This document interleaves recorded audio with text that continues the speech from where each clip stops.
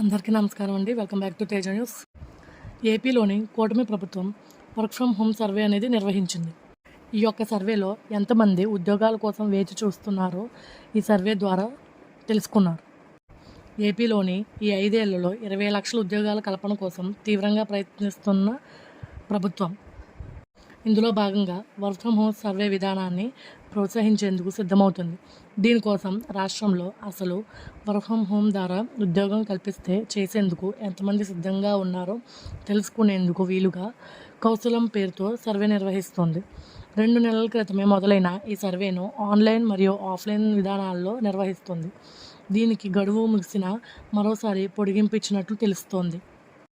రాష్ట్రంలో work from home విధానంలో ఉద్యోగాలు కోరుకుంటున్న వారిని కనీసం 10వ తరగతి అర్హత ఉపాధి కల్పించేందుకు ప్రభుత్వం ఈ సర్వే చేపట్టింది.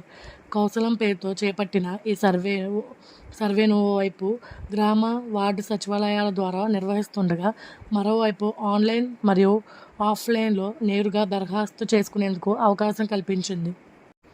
కనీసం ఈ 10వ తరగతి ఆ పైన విద్యార్హతలు కలిగిన వారుతో సమీపంలోని గ్రామ లేదా వార్డు సచివాలయం వెళ్ళి కౌశలం పేరుతో ఉన్న సర్వేని వివరాలు నమోదు చేసుకోవచ్చు. ఇందుకోసం ఆధార్ కార్డుతో పాటు ఇతర వివరాలను తీసుకువెళ్లాల్సి ఉంటుంది. ఈ యొక్క వర్క్ ఫ్రమ్ హోమ్ సర్వే విధానాన్ని అందరూ సద్వినియోగం చేసుకోవాలి. అయితే ఉద్యోగాలు లేకుండా ఇంట్లో కూర్చుని ఉంటున్నారో వారికి ఈ యొక్క వర్క్ ఫ్రమ్ హోమ్ చాలా ఉపయోగపడుతుంది.